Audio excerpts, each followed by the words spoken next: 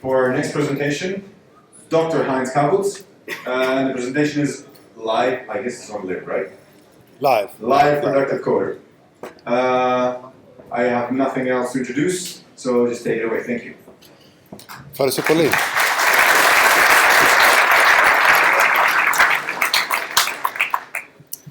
Καλημέρα σας.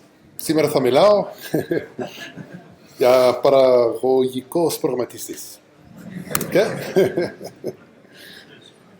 Στα αγγλικά, στα γερμανικά είμαι Heinz Kabutz, στα ελληνικά είμαι Χαράλαμπος Kabutz και είμαι Γέρμανο, Ολλανδο, Νότιο Αφρικάνο, Έλληνας. Κριτικός, όχι κριτικός, χορεφάκιανός είμαι, από τα χορεφάκια. Και άμα μιλάω ελληνικά στη Κρήτη, μας λέγανε «Α, πολύ καλά παιδί, καταλαβαίνεις ελληνικά».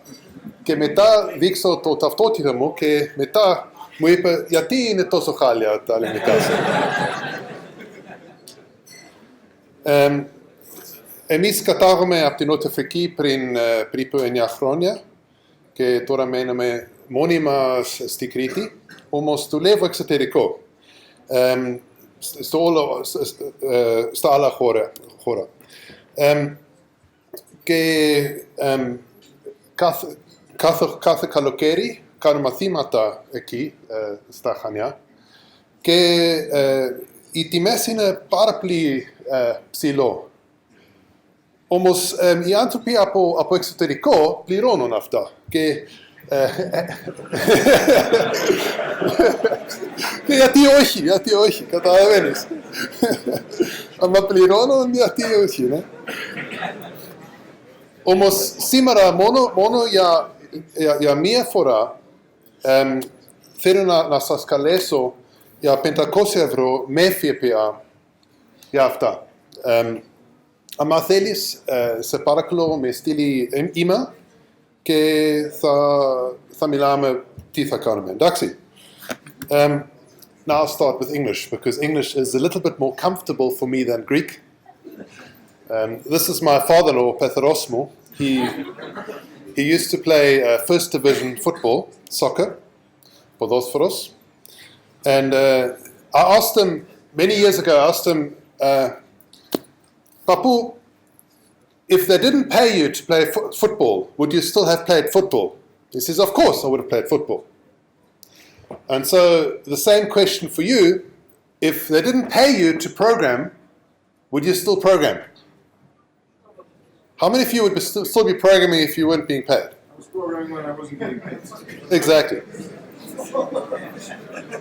This is what I like so much about our industry, is we are very passionate about what we do. We put on these wonderful conferences. So I'm going to talk about productive coder, live productive coder, not live. Basically, how we can have more fun interacting with the machine and make the computer less frustrated with us as operator.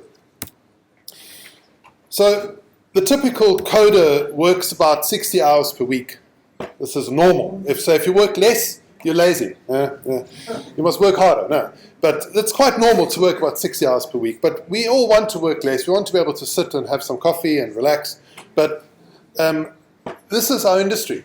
And if you go, it doesn't matter which country you go to, in most countries, programmers work very hard. If you're in a startup, you work more. In a startup, you might work 120 hours per week. So, and it's something which has frustrated me when I watch other programmers sometimes, is they really don't feel at one with the machine. They're sort of looking for the A and the B and trying to find a way around a keyboard. And it's a bit like having a plumber, hydraulikos, come to your house, and he doesn't know how to use the wrench. He's like trying to, how does this work? And he put, that white tape? He puts it on the wrong way around and nothing works. I'm paying this guy 20 euros an hour or 8 euros an hour, whatever you pay, and he doesn't even know how to use the tape, how to put the tape on the correct way. It drives you crazy. you know. So as programmers, we need to have a good feeling for the machine. So it's like, you know, if you want to type something, you want to do, like, type something, good morning, Thessalon, I don't know how to spell that, Greece. Sorry. Okay. Oh, that's funny. I'm supposed to be doing the recording. And Kalimera Elada, you know, be able to type at the same time as talking. And sometimes what I do is somebody comes and speaks to me in the office, and I'm busy typing an email, and I'm typing an email, and they said to me, "Can I talk to you?" I said, "Yeah, talk." And I carry on typing the email, and I'm talking to them, and at the same time I'm typing the email to somebody else. It drives them a bit crazy. Kali, this didn't look very good, but anyway. So, just give me 1 second once I see why. Oh no, I've got lots of space. I've got like 40 gigabytes free. So, being able to type freely, being able to use the keyboard well, is something we should be able to do. As it's like the most basic. You can't get more basic than this, right? And it's really simple. Each keyboard has got little dimple on the J and the F, and you put your index fingers on there, and then you move up and down. All you need to do is spend about 20 hours learning this, and you'll be able to touch type just like me, or maybe hopefully better than I've been doing here. I've seen some really strange behavior because I've been doing courses now all over the world for many, many years, and sometimes I've had some really lazy people. You know, they would go and they don't want to type public because they'd have to look for the P and the U and the B and the L and the I and the C. So they go and they scroll up the page to find the last time they typed public, and they select it and they say edit copy, and they go down again and they go to the right place and they press edit paste. I'm not exaggerating. I've seen people do that. Like programmers who are too lazy. Okay, I'll talk about laziness in a moment. Fortunately in Greece, I think we use the American layout. It's a very good layout for coding because most of the computer languages come from America, so they put the semicolon where the little finger is, which is perfect. But if you work in France or Switzerland or Belgium, you're going to go crazy with those keyboards. That's where I learned to touch type. I worked for a company in France when I was doing my PhD, and we sold my PhD to this company in France, or part of it. And they had French keyboards, and they were crazy because you press like Shift Alt, you know, semicolon dot to get the semicolon. So every time you want to put a new line, you've got to do all this, you know, stuff to get a semicolon. It's really, really complicated. So I switched to US keyboard and I started touch typing. We don't have that problem in Greece, fortunately, but other countries do. This was quite funny doing that job in France because they asked me to add some bugs to my code. Yeah, I've been asked to add bugs to my code. Really. My program wasn't crashing as often as their program. And their program they were selling for lots of money, so they wanted my program to at least crash as often as their program. So that people wouldn't say, oh, but that's even better, and it's cheaper. So this keyboard magic, you know, learning your way around the keyboard, knowing your computer very well, this is the basics. It's really basic. It can't become more basic. It applies to all languages, not just to Java. Now, if you're working with Java, we've got these amazing IDEs, integrated development environments, and they make it even more productive. I remember a few years ago, I was in Austria teaching a course for a company, and this one guy came into the course and he said, I'm going to use Emacs. I said, okay, no problem. You use Emacs if you want, no problem. And after the first exercise, he just could not keep up with the rest of the class because the IDEs help you so much. They do so much work for you that, you know, Emacs he couldn't keep up. So he also changed. I think he took Eclipse or IntelliJ. And each of the IDEs have got these amazing keyboard shortcuts. So instead of having to type over and over again, you'll be able to just press a key combination, and that will do a lot of work for you, a lot of the heavy lifting. So I'm going to show you a few of these just to show you how we can use, for example, IntelliJ or Eclipse to be more productive. And of course, each IDE is different. Normally, you can change your IDE to have sort of standard keyboard shortcuts like other IDEs, but they all are different. Sometimes they're different on purpose, it seems. And I like to use VI as well. That's why I was talking about Emacs earlier on, but I like VI. VI or Emacs, if you know them, you can be very productive in ways which are sure amazing. People sometimes watch me code and they go like, how do you do that? It's simply a very good discipline as a programmer to know. So one little idea that somebody had was to have keyboard stickers. You sort of have these keyboard stickers, you stick them on, and then it sort of helps you to remember what the keyboard shortcuts are. You don't really need that so much. Now, if you're doing English, there's another little trick which is quite useful, and that is Dragon Naturally Speaking. How many of you heard of that program? Okay, great. That's about 10 people. How many have used it? All right. So this is a program which lets you dictate what you want to write. It's obviously not going to work for Greek, but it is going to work for documentation. So if you've got, for example, Java docs or some other English text that you need to write, it's incredibly useful. It's not so useful when you've got a noisy environment or my office is at home, and so if my child comes in and says, pardon, sorry? If you have Greeks speaking English, that doesn't work. Doesn't it work? Well, you'll have to improve your accent then slightly. For me, it's also not so easy because my accent is South African, not British, but it's closer to Australian than your Greek accent. So you need to practice to speak a little bit like English, and then it'll work. It's Cretan English. There you go. All right. Now, I mentioned in my abstract that I'm going to talk about lazy people. Now, programmers have to be lazy. Look at you guys. I mean, Yorgos in front, he tried to not be lazy. Look, he's messed up his knee. It's better to be lazy as a programmer, because I remember when I was young, I had all these guys, these jocks in school, and they would say, I just don't want to work in an office. I don't want to sit behind a desk all day. They're like, come on, man, seriously, that's like air conditioning, coffee. It's brilliant. What better job than to sit on my backside the whole day and have coffee and, do some Facebook and occasionally do some work. Brilliant. What do I run outside and run behind the tractor and, dig holes? It must be crazy. Air conditioning, coffee, Facebook, brilliant, fantastic. What else do we? So there's this really good book written a long time ago called Cheaper by the Dozen. Now there's a movie. The movie is nothing like the book. The book is really good. It's actually about somebody who is studying efficiency in factories. So he goes into a factory, Aerostasio, he goes inside, and he looks at what is the best way to do a certain task.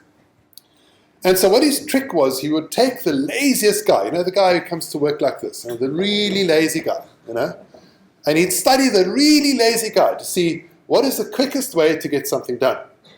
Because the laziest guy will make the least movement to do one task. So he gets the real, what's it, umbelly, is it called it? The lazy? Umbelly. Embelly, the real Tembelly, the real Tembelly, the real lazy guy, and he'd study him. Now, we get good kinds of lazy in programmers. Programmers are supposed to be a certain type of lazy, right? You don't want somebody who's always reinventing the wheel.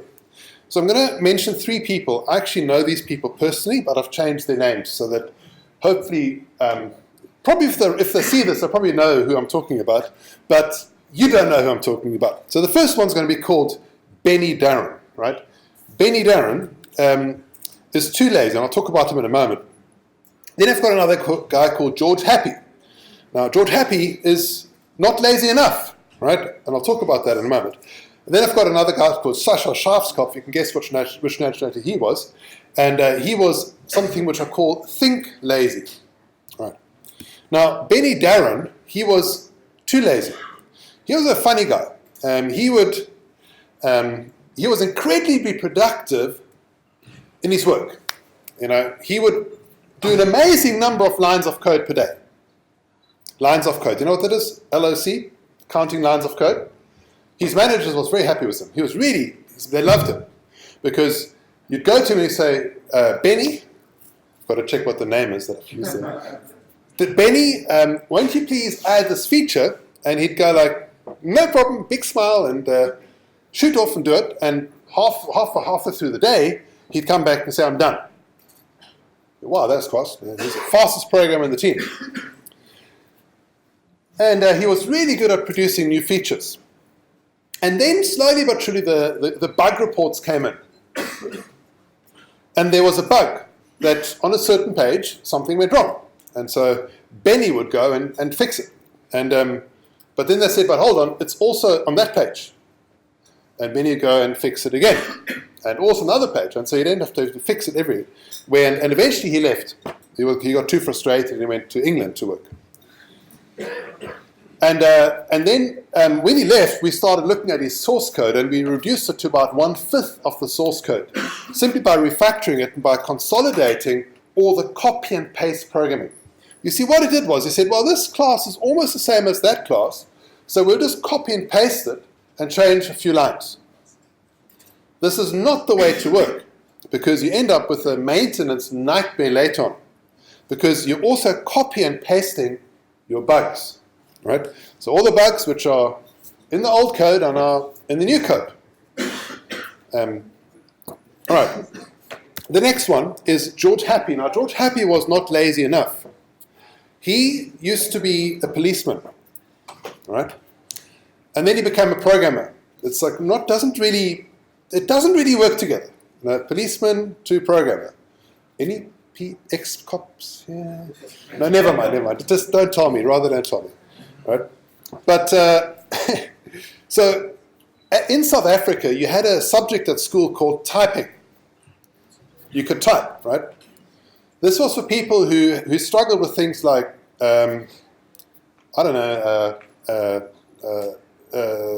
religion. They struggled with subjects like religion, so they took typing. Okay, I think you understand what I'm trying to say, right? And so he would type, instead of consolidating the code, and he didn't even copy and paste, he just typed everything over and over and over again. And I looked at the code, I tried to find it, but I deleted it because it was just so terrible. I couldn't believe it. The third one was Sascha Schafskopf. Now he was think lazy. He never learned what APIs were available. So he didn't try to improve, he didn't try to use the APIs that were there. For example, here's some code that he wrote, and he basically said, remove alarm container from table. And he did some really weird code. Now just have a look at this. Basically, he goes from 0 up to the rows.size, and he's got the counter I, which he also uses to break out. So he sets the I to integer.maxValue -1, and this is, of course, bigger than rows.size, so it'll jump out, and then afterwards he'll say if I equals integer.maxValue, not maxValue -1, because of course the I++ will, okay. You see where I'm going with this. It could have been so easy to improve that code. All right. Here's some other code that somebody sent me. So here somebody's trying to sort a vector. But he's trying to return a sorted vector. And a vector is like an array list, but this is a bit older, this is a bit old code. So what he does is he first of all makes a new vector. Then he goes and creates strings for each element inside the vector. And then adds them to a temporary vector, sorts that vector using the strings, and then uses the toString method again using an order n squared list loop in order to sort the original. It doesn't actually work, right? if you get a null value, you get null pointer exception. And if you've got two objects with the same toString method, again, it's not going to work. And he's using equals equals to compare, which in Java also doesn't work. It needs to be dot equals. So now the guy who wrote this code is also think lazy. He didn't look at how you can do it with the standard API. And if you're programming in Java, Java is a very, very, very large system, ecosystem. It's millions of lines of code. So it's good to learn and to see how you can improve the code. So I did this now with a better way of doing it. What I do is here, I create a new vector containing the old unsorted vector, and then I create something called a comparator. The comparator is an interface in Java which compares two objects. So I'm simply making a comparator that compares the string value of the two elements. And string.valueOf also takes care of the null. If it's null, it will just give back the null value. And by doing it this way, we're going to get a stable sort, which of course is, and if I've got multiple objects with the same toString value, it's also going to work, and it's going to be a stable sort order as well. So this is still not very nice, but at least it's correct. We go to Java 8, and Java 8 allows us to abbreviate a little bit. Now, if I go back to Java 7 just for a moment, or before, it's Java 5 onwards, you see that inside we've got this anonymous in a class, new comparator, and inside that I've got a method called public int compare, which takes those two parameters, and then I've got return string.valueOf. Now, what you do with Java 8 is you take the parameters, which is the EE1 and the EE2, and you put them into just a little thing called a lambda. Now, if you've used JavaScript and any other language except for Java, you know what lambdas are, right? The Java guys are like, hey, what the hell is this stuff? It's been around for 80 years, but the Java, we think it's something new.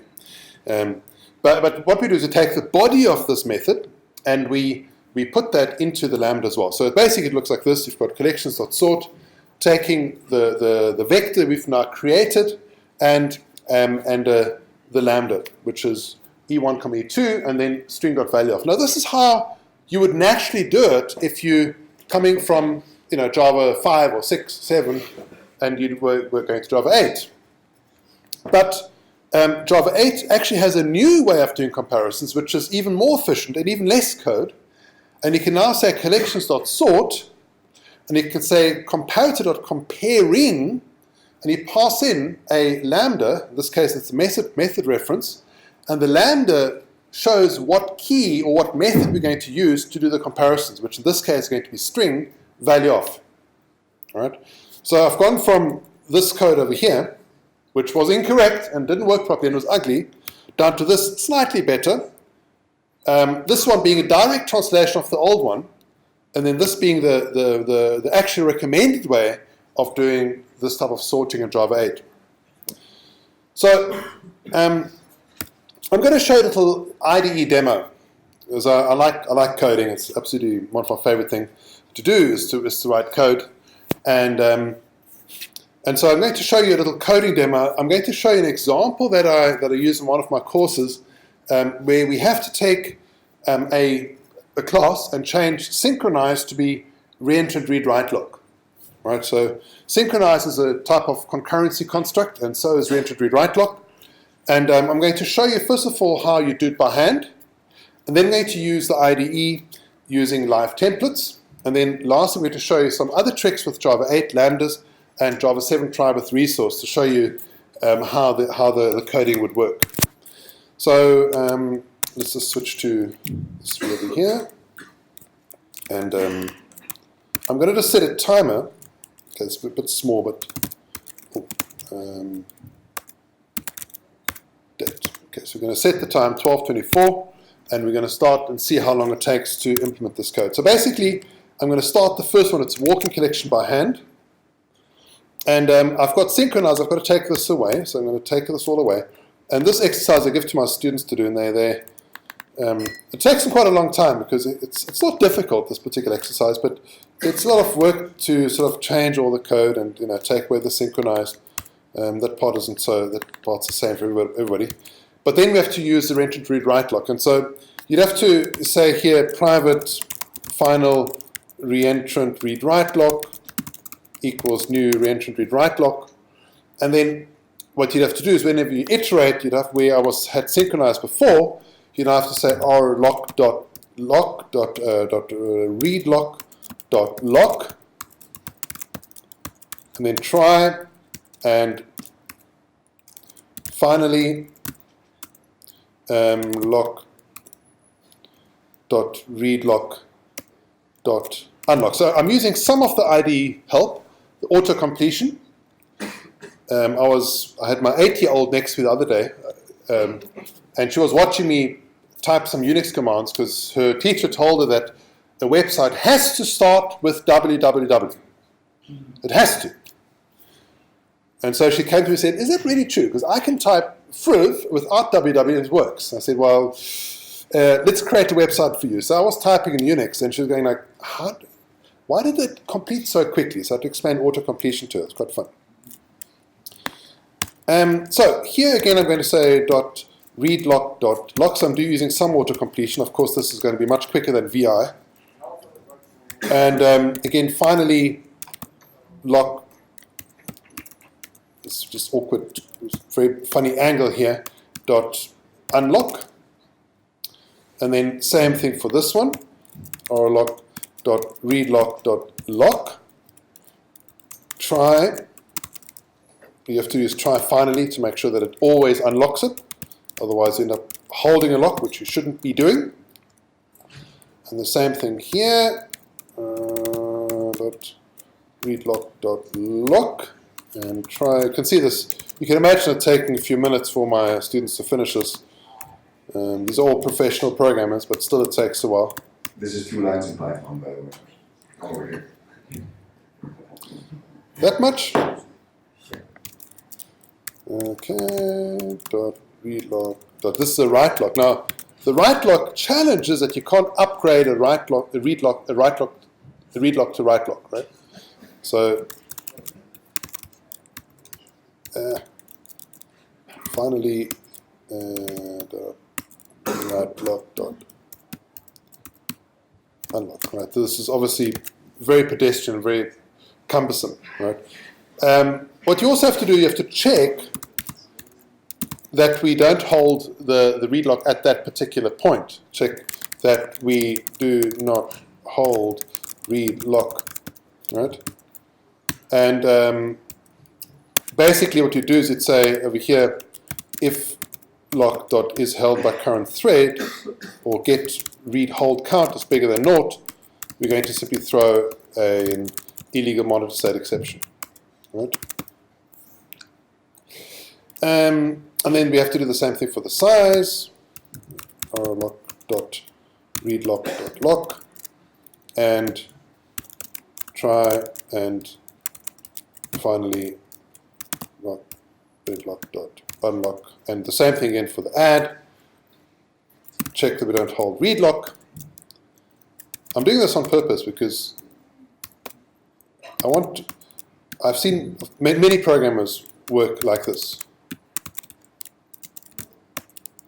not just in Java. Right.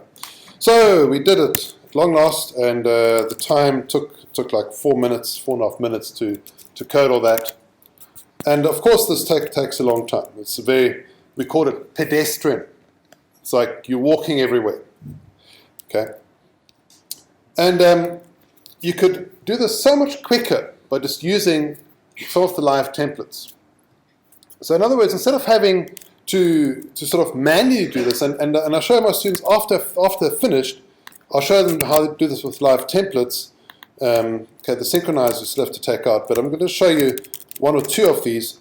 You just say Ctrl-Alt-J, and you're done. Okay, I've got to just create that. Create field, read write lock, and actually make it a reentrant read write lock equals new reentrant read write lock. And you just select it, like you want to do this, for example, read write lock. You select that, and you're done. Huh? So it's much, much quicker to generate the code. So instead of typing it all by hand, you just learn a few keyboard shortcuts with, boom, you're done. And it sort of picks the right type there. So it looks for a read-write block and uses that. And you can create your own live templates if you want to. This actually, the ones I'm using here are just built into IntelliJ. So you don't need to, this is IntelliJ IDE, so you don't really need to define them yourself. You can just use whatever's there. So this is great. Makes life a lot easier.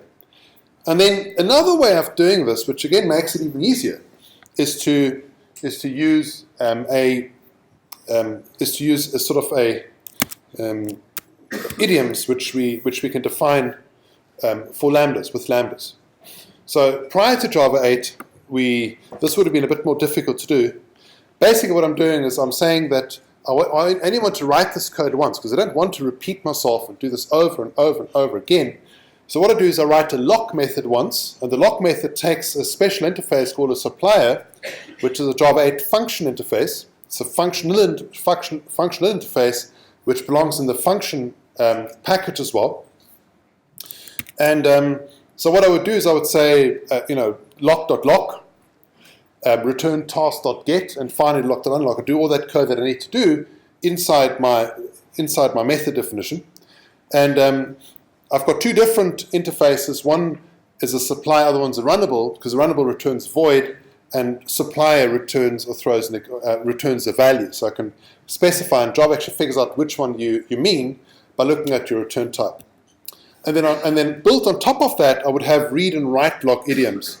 So I'd have your read lock and for returning a t, some value, and read lock returning void, both delegating to the lock methods that I've defined previously. And then I've also got a lambda read-write block. So it's a lambda-enabled read-write block, which contains a rented read-write block and basically wraps it nicely for us so that it's a lot easier to use. And I'll show you how to use it in a moment. And on top of that, I've also got to check for the deadlock that we saw before, where we need to check that we actually hold the lock or do not hold read lock at that point. And I can do that internally inside my lambda read-write lock. So instead of doing the same code over and over again, which is being not lazy enough, I extract the essential information, put it into an idiom class, and the idiom class then allows me to use that over and over again. So let's have a look at how that would look if we wanted to code it using this idiom. So it's going to be now the lambdas, this one here. So instead of having a rented read-write lock, I'm going to have a lambda read-write lock. New lambda read-write block, giving it a reentrant read-write block, like that. And then wherever I want to now lock this read-write block, I would do this. I would say RW lock dot read lock, and I can simply put this code, the body of the code, into the lambda like that. Okay. So I'm just having one line RWLock.readLock, and I put the body of code inside that. That's I want to execute this code whilst holding a read lock. So you can see already this is going to result in cleaner code because I've defined the idiom once. Before I had to define the idiom, I had to write the code over and over again, which of course results in mistakes if you have to write it. The live template is a bit better because you're writing the code, also you're generating it to look the same, but it's quite easy for people to get the idioms wrong, and this really helps. So here I would again say the read lock. I can simply return wrapped iterate.hasNext. And because this is Java 8, we've got another mechanism that you can use instead of using lambdas, or as a shorthand for the lambda, because the return type and the parameters are the same, I can actually just Alt-Enter and say replace with the method reference. So this is simply delegating to wrapped iterate.hasNext from inside my hasNext method. So now I've got it to it not taking any lines of code. It's just on the same line return orlock.readlock with, again, the wrapped iterator : next. So I'm simply delegating to another method. And I can do the same thing with the remove, except here I'm now using a write lock, and I'm going to say : remove, but not return, because it's going to return void. So I'm going to do it like that. So the actual code here is much neater, much easier to read than what we had before. All right? And okay, we don't need the synchronize, of course. It should be gone. And the size, again, would just be the wrapped collection, : size. And if you want to, you can actually define idioms for this too. This would be .add with the write lock. Right. Oh no, this won't work. This one I've got to actually do a bit differently. I've got to say e. I don't know why that didn't work.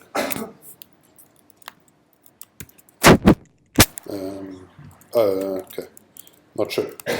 Okay, so return true.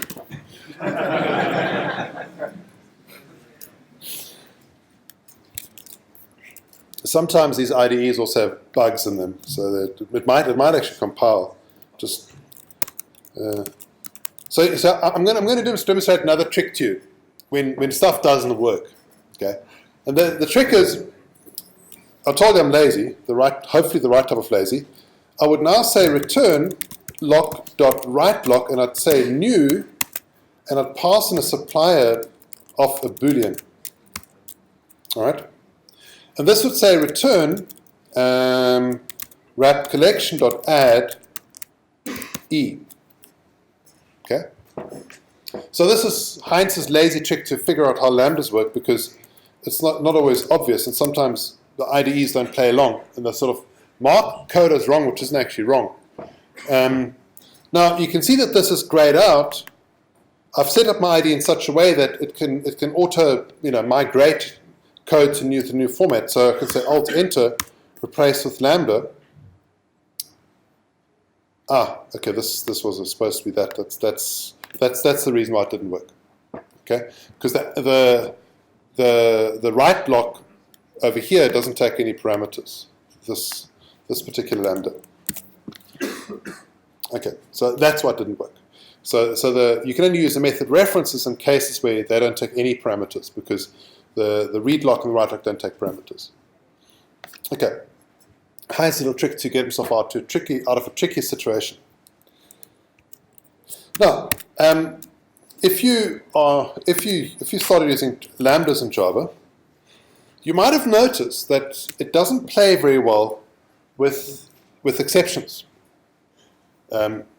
As far as I know, Java is the only language in the world which has this thing called checked exceptions. The only like mainstream language. Am I wrong? Anybody know anybody else? Anything else? What's the checked exception? Exactly. That's exactly what I'm trying to say. A checked exception means that the compiler checks that you have either caught it or that you've rethrown it. Right? So Java, as far as I know, is the only language which we, for example, if you have an IO exception, you have to throw it, or you have to catch it and deal with it. Now, this, of course, is a problem because, okay, so here's the thing. Let's say you're driving down the highway, and you put on the radio, and they say, prosexe. In Anthropos, one person is driving on the wrong side of the road. And you go like, there's not one, there's like hundreds of these idiots, come on, seriously. So sometimes when you're the only one doing something, there might be a reason why nobody else is doing it, because it's maybe a stupid idea, right? So they made this thing called checked exceptions, and a long time ago I wrote in my newsletter that I think checked exceptions should be scrapped, and I got, I think, 3 or 4 very angry emails, lots of support and a couple of very angry emails. And one of them I managed to convince that maybe I was right, and the other 3 all worked for Sun Microsystems at the time. So they love this thing called checked exception. They're like, oh, this is the best, man, it's the best. But it really gets in the way when it comes to lambdas. In fact, admissions of failure, they've now created a new unchecked exception called unchecked IO exception to try and deal with it. It's like, hey man, we were wrong, but we're not going to admit it. We're going to just make another exception for you called unchecked IO exception. And it really causes problems. For example, if you say lock idioms.lock, and you say there thread.sleep, the challenge is sleep throws interrupted exception. Now, I'm not going to talk about that because that's a whole different topic. And so you could, in theory, have a callable, but if you have a callable, then it starts conflicting with the supplier and the runnable, so you end up, the compiler gets confused, doesn't know what you're actually trying to do. So there's another way that you can do the similar idioms, which is with lock with resource. So this is a Java 7 construct. So often when you open a resource and you want to close it again afterwards. So what we do is we simply make a lock resource which implements auto-closable. Internally, I've got a lock, a pointer to the lock, and I've got a method called lock which returns itself, the lock resource. It also calls lock.lock and returns this. And then I implement the close method in which we call lock.unlock. Now, the way that you would write this code is like this. You'd say try lock resource lr equals lock.lock and thread.sleep, 10 milliseconds. And now what happens is if an exception occurs, it will always still unlock the lock. It plays very nicely together with exceptions. And again, it's an idiom that I've defined which makes the code that I have to write less. So the more idioms you use, the better. There's another construct called the stamp block. I've written about this in my newsletter 215, and there are a whole bunch of different idioms you could use for the stamp block to, for example, do optimistic reads within Java, which is really useful, and pessimistic writes, of course. These are, again, idioms that you have, and you could, again, make your life much easier by having the idioms defined a single time rather than over and over. So let me quickly show you how to do that.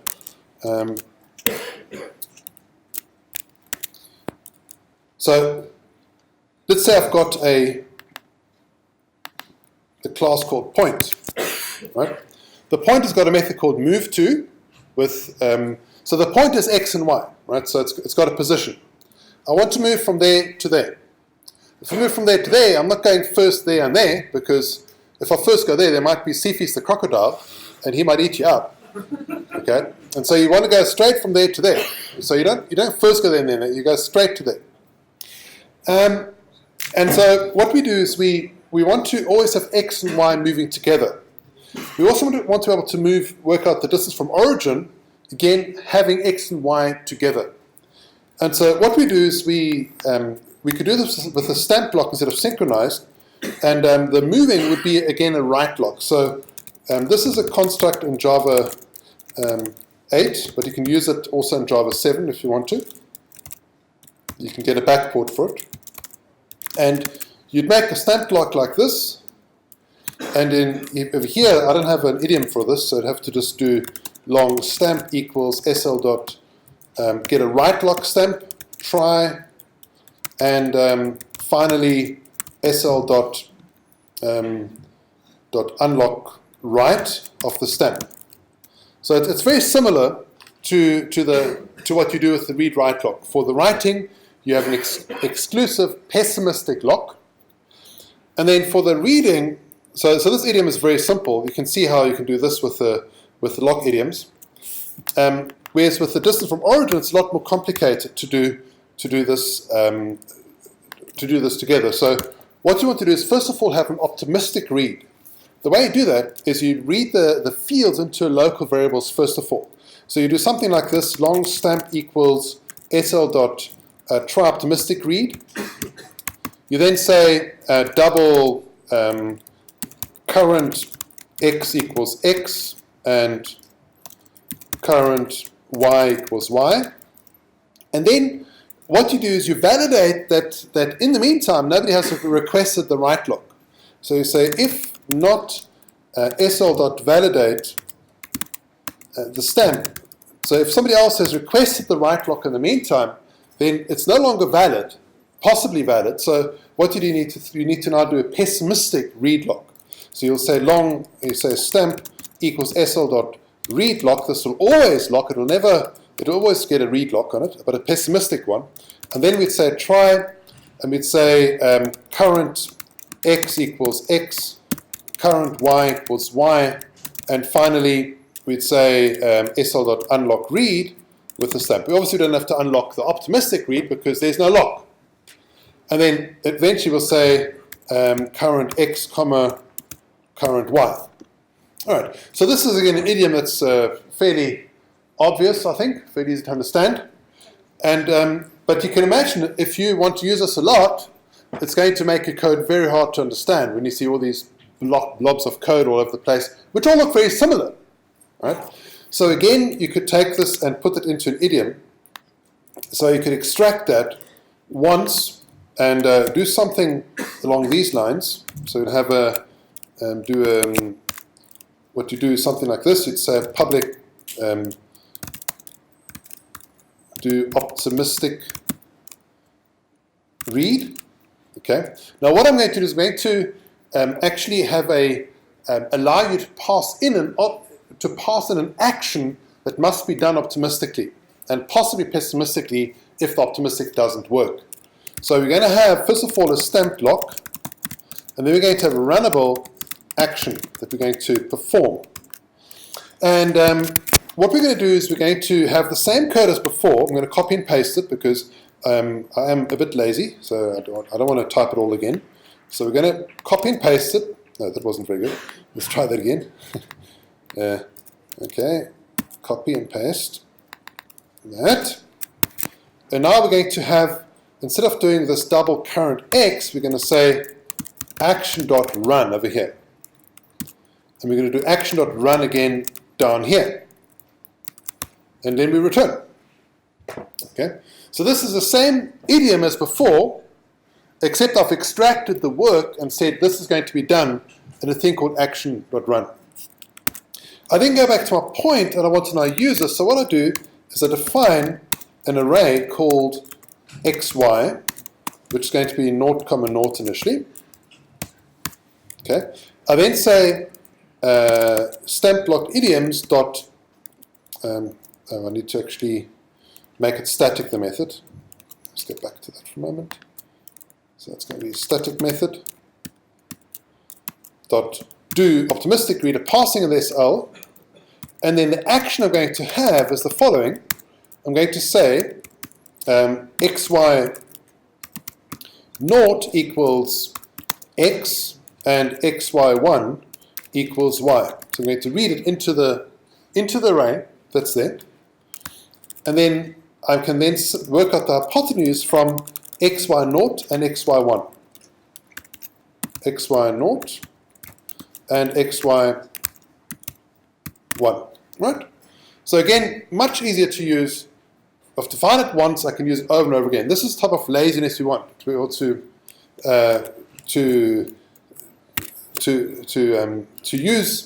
reuse code over and over again. Now, one place where we can reuse code a lot is with design patterns. This has been around for a long time, since 1995. The first real good book on design patterns was written. And design patterns help you to speed up the way that you think, to improve your design, and to make your design to be more maintainable over time as well. So, you know, if your brain gets too fast, then you can, or if your fingers go too fast for your brain, increase the speed of your brain. And design patterns help you to understand how experts in object orientation think. And it also helps you to understand existing designs better, so you can see how code works by simply studying the patterns. I like to compare design patterns to good red wine, which means when you first taste wine, it's only there to make you drunk, nothing else, no other reason. But as you study it, you realize the difference between different wines. I almost want to say the difference between good and bad sikudya. But there is no good sikudya. There's only bad sikudya and there's worse sikudya. So maybe I haven't studied it enough, because Yorgos is actually not, it's one of the stuff that isn't the worst one. It's not too bad. Okay, another thing that we have in programming is a word called refactoring. How to shoot yourself in the foot in style, right?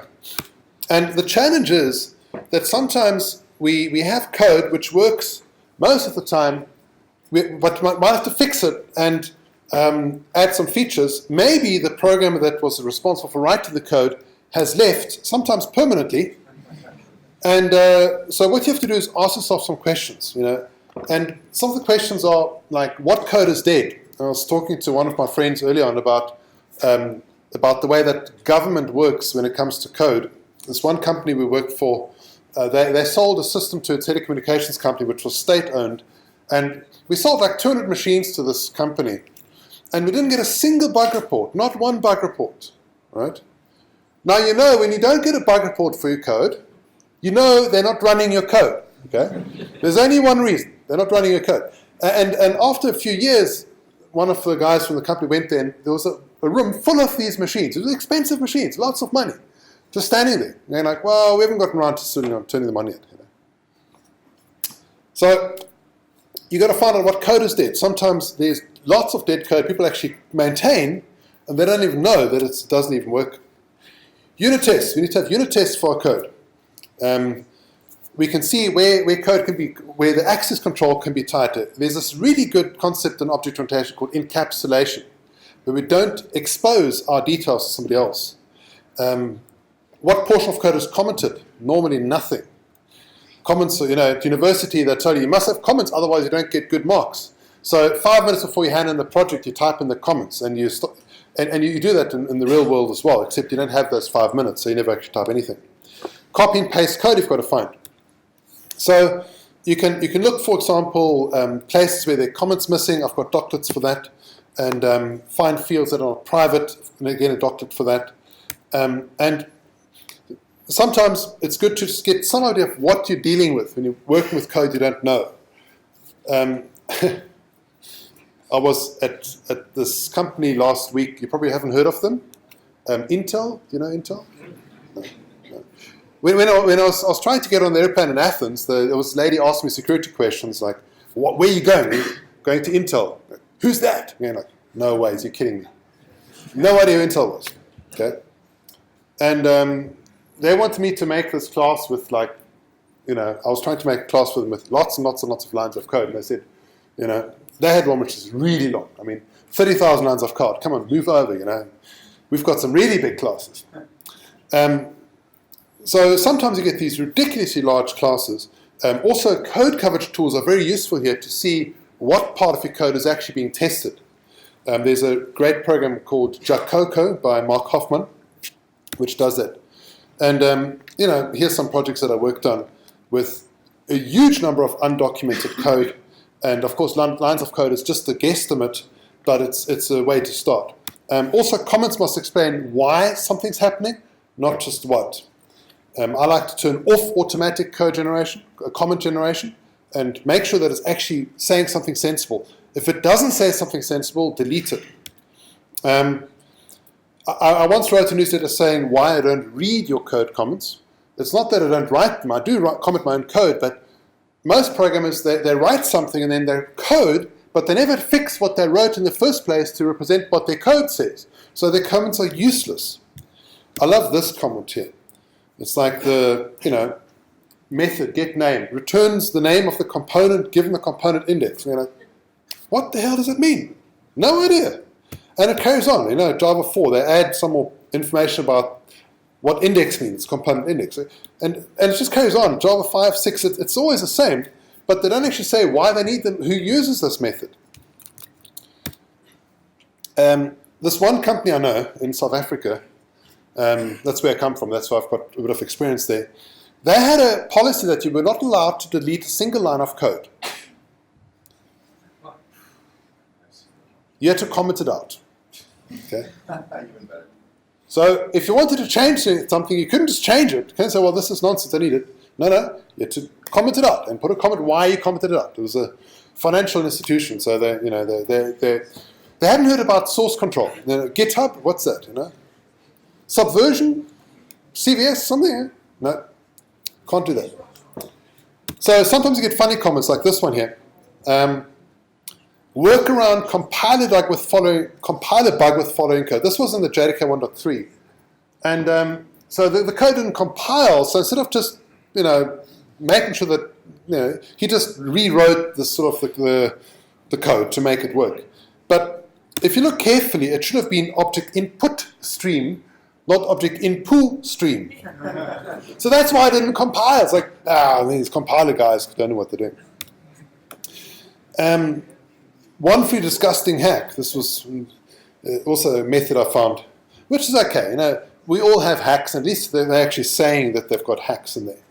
Now, before you change a line of code, be very, very careful. There's a thing called refactoring, which allows you to manipulate code. And the theory is good. The theory is that there are certain refactorings which are guaranteed to not change the way that your code actually works. I don't know any of those, but apparently there are those things which don't change your code. So you've got to be very careful. You have to have unit tests, you have to have system tests, and often when you've got a project which is in trouble, these things don't exist. Be very careful with IDEs that tempt you to refactor code quickly. I've seen it often where programmers have refactored their code, and in the end result, it's wrong. Inlining is not always correct. Method extraction is not always correct. If you replace duplicate code, it's not always correct. So they can easily make mistakes, and they can make mistakes extremely quickly. Another thing that you need to be very careful of is reflection. Reflection in Java allows you to write nice meta code. It's very useful.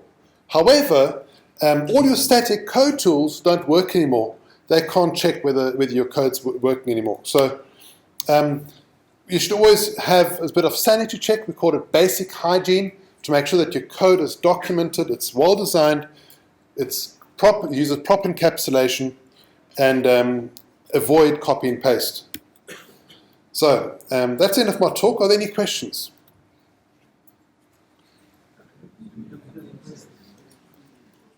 There have to be some questions. All right, there. Are there any good static code analysis tools? Are there any static code analysis tools that do you use or do you propose to your classes or courses? Okay, so the static code analysis tools depends what you're trying to look for. If you're looking for performance bugs or concurrency bugs, static code tools don't work. Because the performance you only see in a live system, you can't see it in a. But if you're looking for code quality, there are lots of static code tools you could use. I think PMD, find bugs, IntelliJ has got built-in analysis tools that you can use to analyze your code, get a report of it. What you want to do is find information about your code complexity, your cyclomatic complexity, to be able to see how testable your code is. You want to find out what the fan out, the fan in, all of that Halstead's information. You want to find that information for your code. Any other question? There's so many people here, you have to have a question. It's like mandatory. No? All right, well, thank you very much for the presentation. Thanks very much.